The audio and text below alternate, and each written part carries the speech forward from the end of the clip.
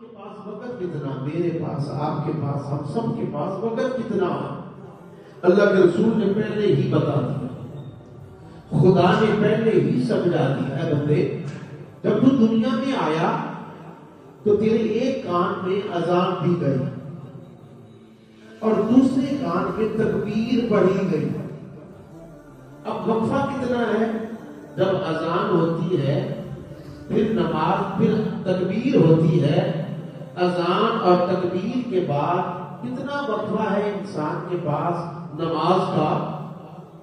جب تکبیر ہوتی ہے تو جماعت کھڑی ہو جاتی۔ اے بندے تیری اذان ہو چکی، مثال دی گئی، اے بندے تیری اذان ہو چکی، تیری تکبیر پڑھی جا چکی، اب تیرے اندر، تیرے پاس وقفہ کتنا ہے؟ ایک جماعت کا ہے، کتنا وقفہ تجھے ملا ہے؟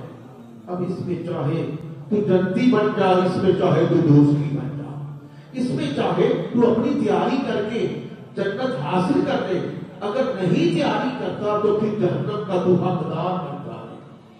یہ حالت